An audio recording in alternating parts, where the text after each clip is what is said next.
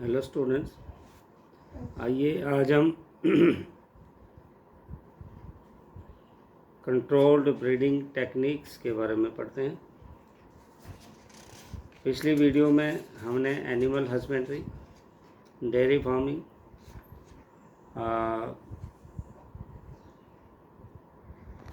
Poultry farming के बारे में आपको बताया था। Controlled breeding techniques means breeding as per our choices, so that quality and quantity of the progeny improve. Controlled breeding techniques include artificial insemination. Breeding normally occurs between a male and female in a natural way belonging to the same species.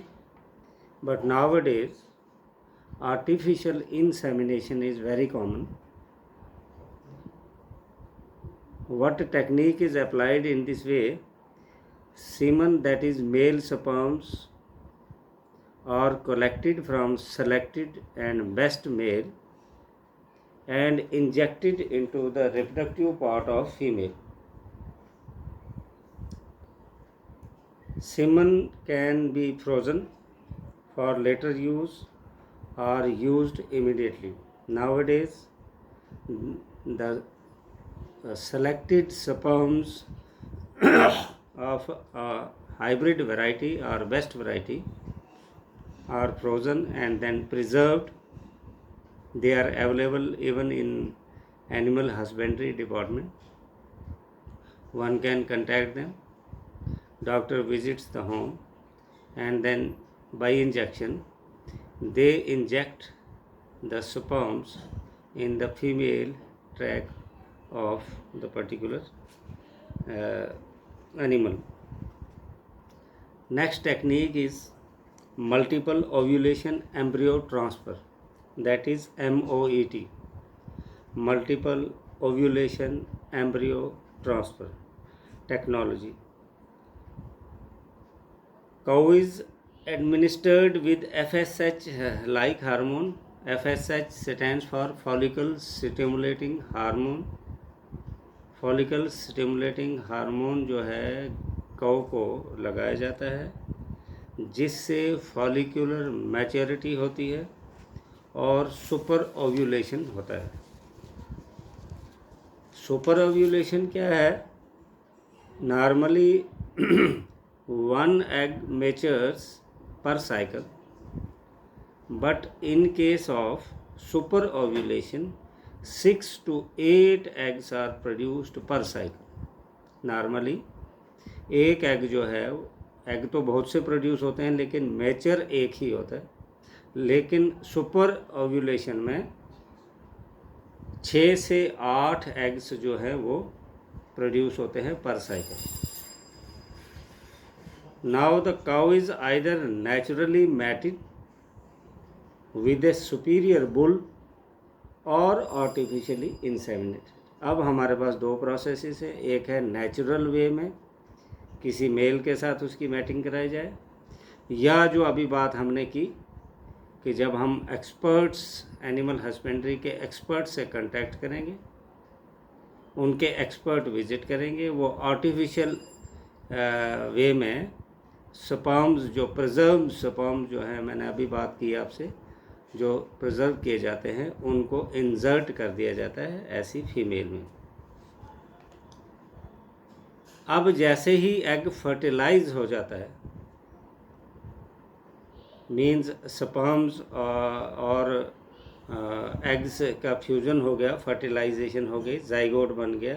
जब वो 8 से 32 cell stages में पहुंच जाता है, तो उस egg को नॉन सर्जिकल तरीके से निकाल दिया जाता है, उस फीमेल से निकाल दिया जाता है, और फिर उसको ट्रांसफ़र किया जाता है सरोगेट मदर में. उस मदर में, जिस मदर में उस प्रोजनी को डेवलप करना होता है. ये ऐसा आजकल उन ह्यूमन फीमेल्स में भी हो रहा है जहाँ पर उनकी जो बर्थ पॉसिबल नहीं है, जिनके एग्स मैचर नहीं होते हैं, या कोई ना कोई सेक्सुअली रिलेटेड डिजीज़ हैं जिसकी वजह से उनमें प्रेगनेंसी नहीं होती है, तो उनमें भी इस तरह की टेक्निक जो है आजकल अप्लाई की जा रही है। इसको आप डिटेल में सर्च मार के खुद भी देख सकते हैं, कुछ ज़्यादा डिटेल एडिशनल नॉलेज ले सकते हैं।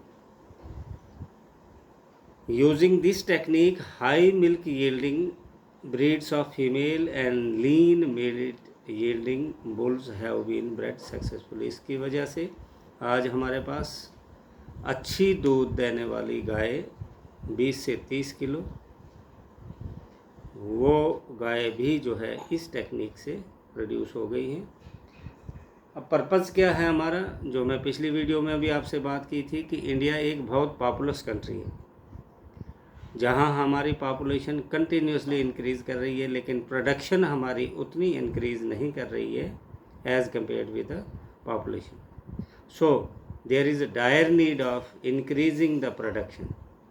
जब हमारी प्रोडक्शन बढ़ेगी तभी हम डेवलप्ड कहलाएंगे। अभी हम डेवलपिंग स्टेज में हैं, अभी तो हमारी नीड्स भी पूरी नहीं होती हैं, तो एक्सपोर्ट करने की तो बात ही छोड़ो।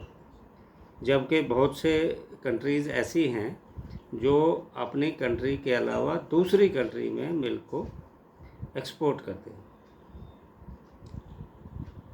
Now comes apiculture. Apiculture, what is apiculture? Apiculture is a practice of bee keeping.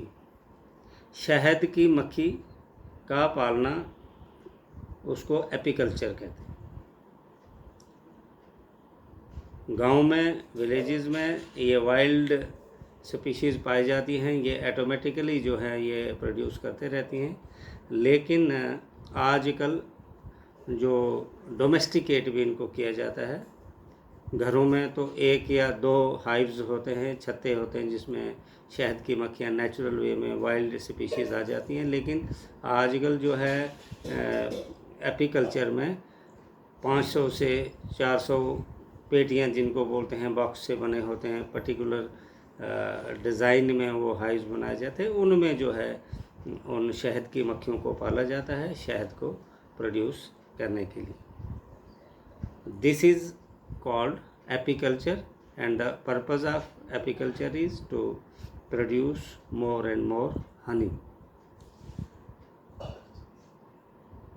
Honey has a high nutritive value and medicinal value.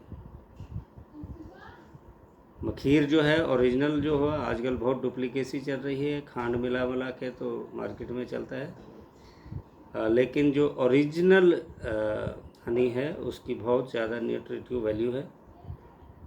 इसके अलावा हनी के साथ साथ हनी जो हैं वो हनी बी वैक्स भी प्रोड्यूस करते हैं, जो पॉलिशीज़ और कॉस्मेटिक्स को तैयार करने में भी हेल्प करती है। Most commonly reared species of honey bee is Apis indica. Apis indica multiple choice question में पूछा जा सकता है, which is the most common rare species of bee, that is Apis indica. Beekeeping is not a labor intensive. इसमें कोई ज़्यादा मेहनत मजदूरी की बात नहीं, वन टाइम इन्वेस्ट है, पेटियाँ खरीद के रखनी है और इसके बाद आपने कुछ नहीं करना है। बहुत इजी भी है और सिर्फ थोड़ा सा स्पेशल नॉलेज हमें इसका होना चाहिए। और नॉलेज क्या है कि नेचर एंड हैबिट्स ऑफ बीज को हमने समझना है, एक पर्टिकुलर लोकेशन ढूंढनी है हमने। ये नहीं है कि हनी बीज हर जगह पे डेवलप हो जाती हैं, इनकी एक ख़ास लोकेशन ढूंढी जाती है जहाँ ये सरवाइव करती हैं, जहाँ ये इजी फील करती हैं, जहाँ ये मतलब उनका अच्छा हैबिटेट मानती हैं। उनको कैच करना, वाइल्ड स्पीशीज़ को भी गांव में भी आप देखेंगे बड़े बड़े एक्सपर्ट्स होते हैं जगह जगह पे, जो शहद की मक्खी बैठी होती हैं उनको कलेक्ट करते हैं और फिर अपने घरों में लाके उनको रखते हैं। तो वो नॉलेज भी हमें होना चाहिए कि उसको कैसे कैच करना है, कैसे उनको हाइव्स में ट्रांसफ़र करना है, उनकी मैनेजमेंट हाइव्स की कैसे करनी है, ये भी हमें नॉलेज होना चाहिए। और handling and collection of honey, मखीर को कैसे कलेक्ट करें, हनी को कैसे कलेक्ट करें, उसको उनको कैसे हैंडल करें, और बीज वैक्स को कैसे कलेक्ट करें। Now comes fisheries, very interesting and very value financially supporting ये भी फार्मिंग है जो हमारी इकोनॉमिक कंडीशंस बहुत ज़्यादा बढ़ाती है, क्योंकि इस वक्त फ़िश की बहुत ज़्यादा डिमांड है। और फ़िश को भी हम बड़े अच्छी टेक्निक से आजकल के अनएम्प्लॉयमेंट दौर में बहुत से लोग जो है फ़िश पॉन्ड बनाते हैं और फ़िश प्रोडक्शन करके अपना अच्छा 4 पैसा कमा लेते हैं। इसमें फ़िशेज़ को कैच करना, उनको प्रोसेसिंग करना, उनको बेचना, शेल फिशेज़ और दूसरे एक्वेटिक एनिमल्स, इसको फिशरीज़ कहते हैं। फ़िश के अलावा कुछ स्टेट्स में प्रॉन, क्रैब, लॉबस्टर, इनको भी खाया जाता है। इनका भी बहुत ज़्यादा यूज़ होता है। हमारे स्टेट में इतना इसका यूज़ नहीं है, लेकिन वहाँ पर यूज़ होता है। तो एडिबल फ्रेश वाटर फिशेज़ हैं, कैटला और राहू हैं। Edible marine fishes hilsa, pomfret, sardines वगैरह है। तो एक्वाकल्चर और पिस्की कल्चर वो टेक्नोलॉजीज़ हैं जिससे कमर्शियली रेयर फिशेज़ को डेवलप किया जाता है। और हमारी कंट्री में फ़िश बहुत ज़्यादा इसकी रिवॉल्यूशन हो रही है, और फ़िश को ब्लू रिवॉल्यूशन भी कहते हैं।